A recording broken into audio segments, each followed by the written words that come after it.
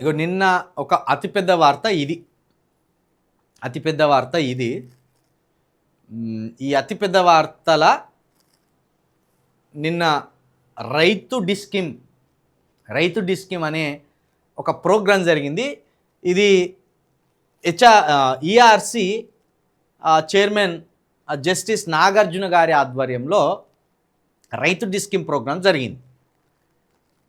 మనకు ప్రస్తుతము north power centre ఒకటి, సదరన్ పవర్ డిస్ట్రిబ్యూషన్ సెంటర్ ఒకటి ఉన్నది. ఈ రెండు సంస్థలు ఉన్నాయి. తెలంగాణకు విద్యుత్ అందించేది సాగు కావచ్చు, లేకపోతే గృహ అవసరాలకు కావచ్చు, వీటన్నిటికీ మనకు రెండు సంస్థలు ఉన్నాయి. సదరన్ పవర్ డిస్ట్రిబ్యూషన్ సెంటర్ ఒకటి, నార్త్ పవర్ డిస్ట్రిబ్యూషన్ సెంటర్ ఒకటి, రెండు ఉన్నాయి. అయితే మూడో అంశంగా ఇప్పుడు రైతు డిస్కిమ్ సంస్థ ఏర్పడబోతున్నది. ఈ రైతు డిస్కిమ్ సంస్థ మీద ఈఆర్సి ఆధ్వర్యంలో ఒక ప్రోగ్రాం జరిగింది. ఈ ప్రోగ్రాంకి సంబంధించిన వార్త ఇది నిన్న జరిగింది. దీనికి బీఆర్ఎస్ వాళ్ళు వచ్చిండ్రు, కాంగ్రెస్ వాళ్ళు వచ్చిండ్రు, టీఆర్ఎస్ పార్టీ నుండి కవిత గారితో పాటు ఇంకో కొంతమంది టీఆర్ఎస్ నాయకులు కూడా తమ రిప్రజెంటేటివ్గా వెళ్ళి వాళ్ళ అభిప్రాయాన్ని చెప్పడం జరిగింది. దానికి సంబంధించిన వార్త ఇది. రైతు డిస్కమ్ వద్దే వద్దు, ఇది ఉచిత విద్యుత్కు ఉరేసే కుట్ర, ఈఆర్సీ అనుమతి లేకుండా ఎట్లా ప్రారంభిస్తారు, చట్టబద్ధ సంస్థల్ని అగౌరవపరుస్తారా, రైతులను దొంగల్లా చిత్రీకరిస్తారా, అన్నదాత పేరిట ఉచిత విద్యుత్తును ఇతరులు ఎట్లా వాడుకుంటున్నారు, అసలు చౌర్యం ఎట్లా అవుతుంది, సర్కార్ ఎందుకు అరికట్టలేదు, ఈఆర్సీ బహిరంగ విచారణలో విద్యుత్ శాఖ మాజీ మంత్రి జగదీశ్వర్ రెడ్డి, రైతులను బలి చేసే కుట్ర నిరంజన్ రెడ్డి, పాత డిస్కంల ప్రైవేటీకరణ కోసమే నాటకం, రైతు డిస్కమ్ పిటిషన్ను తిరస్కరించాలి, అభ్యంతరాలతో సర్కార్కు తిప్పి పంపించాలి, కేవలం 5 కోట్ల ఈక్విటీతో అది ఎట్లా నడుస్తుంది, ఈఆర్సీ అభిప్రాయ సేకరణలో అభ్యంతరాలు, కొత్త అప్పు కోసమే మూడో డిస్కిమ్ నరసింహారెడ్డి, సర్కార్ నిర్వాహకం వల్లే వేణుగోపాలరావు, 2 డిస్కంల ప్రైవేటీకరణకు కుట్ర శివాజీ, పైలట్ ప్రాజెక్టుగా చేపట్టాలి రత్నాకర్ రావు. ఇదంతా బీఆర్ఎస్ వాళ్ళను పొగడడానికి రాసుకొచ్చుకున్నది. బీఆర్ఎస్ వాళ్ళు వ్యతిరేకిస్తున్నట్టు కూడా రాసుకొచ్చింది. అదేవిధంగా రైతు కరెంటుకు మీటరు అన్నదాత అష్టదిగ్బంధం అని వీళ్ళను పొగుడుకుంటా బీఆర్ఎస్ వాళ్ళు మాత్రమే కొట్లాడినట్టుగా, బీఆర్ఎస్ వాళ్ళు గొప్పగా దీని మీద మాట్లాడినట్టుగా ఇక్కడ జగదీశ్వర్ రెడ్డి గారి స్పీచ్ చూడొచ్చు. ఇక్కడ కాంగ్రెస్ ఎమ్మెల్యే వేముల వీరేశం గారు కూడా కూర్చున్నారు. ఆయా పార్టీలకు సంబంధించిన ముఖ్య నేతలు అందరూ వచ్చి కూడా ఈ ఈఆర్సీ దగ్గర జస్టిస్ నాగార్జున గారి ముందట తమ అభిప్రాయాన్ని వెల్లడించే ప్రయత్నం చేసింది. అయితే నిన్న ఈ ప్రోగ్రాం అంతా కూడా కవిత గారి వైపు టర్న్ అయి చూసింది. కవిత గారి చుట్టూ తిరిగింది ఈ ప్రోగ్రాం. ఇది పక్కన పెడదాం, అసలు కవిత గారు ఏం మాట్లాడిందో అది చూద్దాం.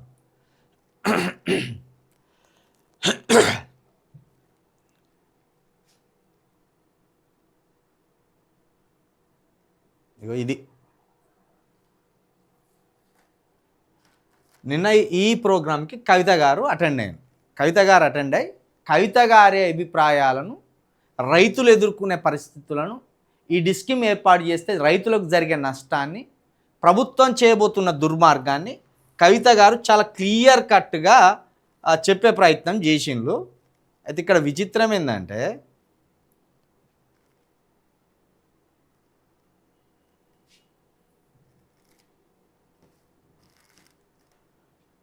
కవిత గారి పక్కన జగదీశ్వర్ రెడ్డి గారు, అదేవిధంగా ఇక అద్దంకి దయాకర్ గారు,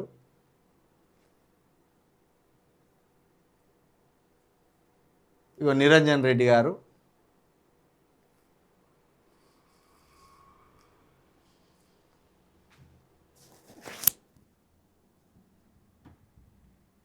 రైతాంగం యొక్క భవిష్యత్తును నిర్ణయించేటటువంటి సబ్జెక్ట్స్.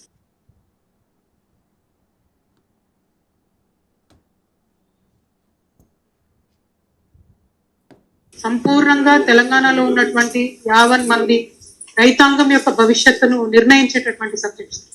దీన్ని మనం హైదరాబాద్ లో ఏసీ రూమ్ లో వచ్చి కూర్చొని నిర్ణయం తీసుకుంటున్నామని కొద్దిగా బాధ అనిపిస్తుంది సార్. ముందుగా ఈఆర్సీతో నా రిక్వెస్ట్ ఏంటంటే సార్, 33 జిల్లాల్లో కూడా దయచేసి పబ్లిక్ హియరింగ్ పెట్టండి సార్. ఈ అంశం ఇది చాలా పెద్ద ఇష్యూ, చాలా చాలా తీవ్రమైనటువంటి ఇష్యూ.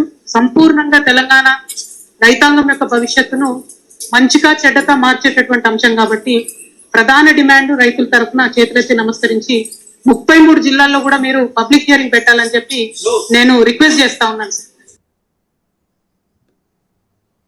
GOMS నెంబర్ 44 ఏదైతే ఇచ్చారో దాంట్లో చాలా క్లియర్ కట్ గా గవర్నమెంట్ చెప్తుంది సార్, డిస్కామ్స్ పరిస్థితి బాగలేదు. మనకున్న 2 డిస్కామ్లు, ఆ డిస్కామ్ల నుంచి మొత్తం రైతాంగానికి ఉచితంగా ఇచ్చేటటువంటి కరెంటు, లిఫ్ట్ ఇరిగేషన్ స్కీమ్స్ ఇచ్చేటటువంటి కరెంటు, వాటర్ సప్లై స్కీమ్స్ ఇచ్చేటటువంటి కరెంటు, సీవరేజ్, డ్రైనేజ్, హైదరాబాద్ సిటీలో ఉండేటటువంటి వాటర్కి ఇచ్చేటటువంటి కరెంటు, ఇవి మాత్రమే ప్రభుత్వం ఇచ్చేటటువంటి సబ్సిడీస్.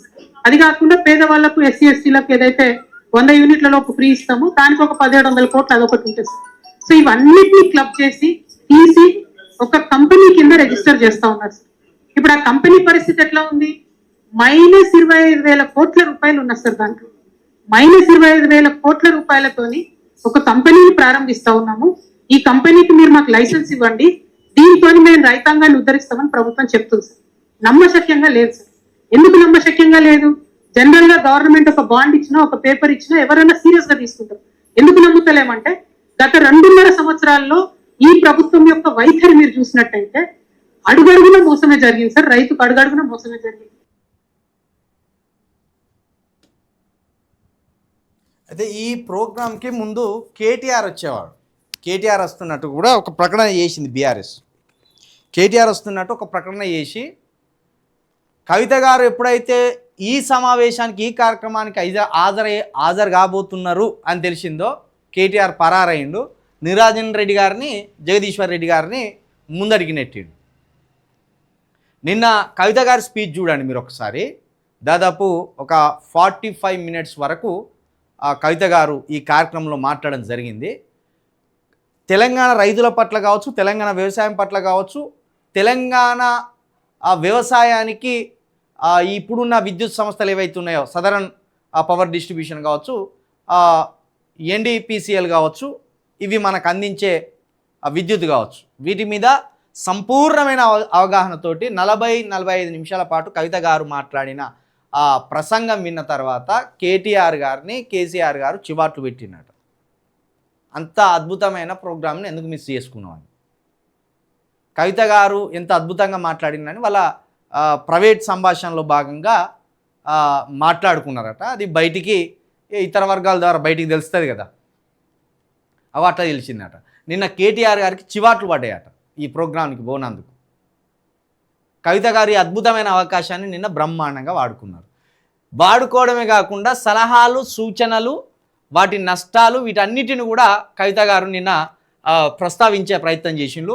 రైతు డిస్కమ్ ఏర్పాటుపై తెలంగాణ ERC నిర్వహించిన పబ్లిక్ హియరింగ్లో పాల్గొన్న తెలంగాణ రక్షణ సేన చీఫ్ కల్వకుంట్ల కవిత గారు. ఈ కార్యక్రమంలో కల్వకుంట్ల కవిత గారు మాట్లాడుతూ రైతు డిస్కమ్ పేరుతో రైతులపై ప్రభుత్వం కుట్ర చేస్తుంది. రైతు డిస్కమ్తో వ్యవసాయానికి ఎండ్రిన్ పోసినట్టే. ఇది ఈ రైతు డిస్కమ్ అనే పంపిణీ సంస్థను తీసుకొస్తే కనుక రైతులకు ఇండ్రెన్ పోసి చంపినట్టే, రైతులను మరింత నష్టపరిచినట్టే అని ఒక సూటిగా చెప్పే ప్రయత్నం చేసిండ్రు. రైతులకు అన్యాయం చేస్తూ 1999 నాటి కాల్పుల ఘటనను ప్రభుత్వం కొని తెచ్చుకోవద్దు. నిజంగా రైతులకు మంచి చేసే నిర్ణయమే అయితే ఎందుకు సీక్రెట్గా ఉంచారు? డిస్కిమ్లకు 1000 కోట్ల బకాయిలు పెట్టి ద్రోహం చేసింది ప్రభుత్వమే. తెలంగాణ రైతాంగం భవిష్యత్తును ఆగం చేసే ఈ ప్రపోజల్ను ERC రిజెక్ట్ చేయాలి.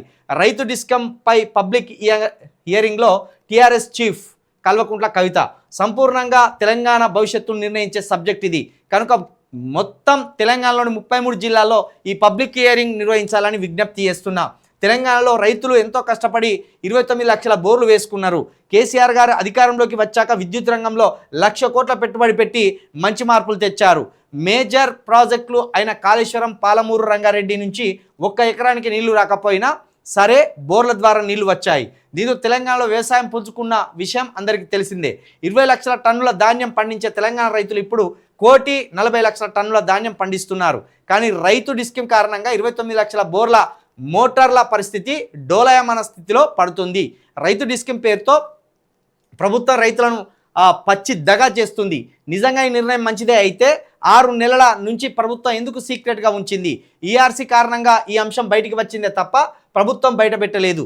రైతులకు మంచి చేసేది అయితే వాళ్లకు ఉండే అపోహలను ఎందుకు నివృత్తి చేసే ప్రయత్నం చేయలేదు?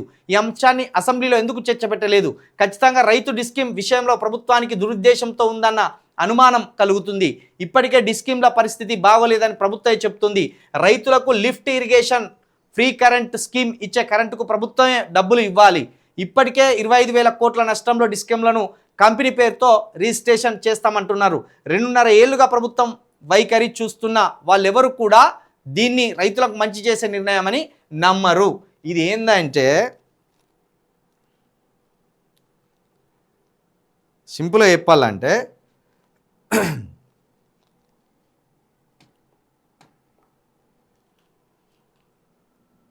మనకు ఎన్పిడిసిఎల్ అని ఒక పవర్ డిస్ట్రిబ్యూషన్ సెంటర్ ఉన్నది. అదేవిధంగా ఎస్పిడిసిఎల్ అని ఒక పవర్ సెంటర్ ఉన్నది.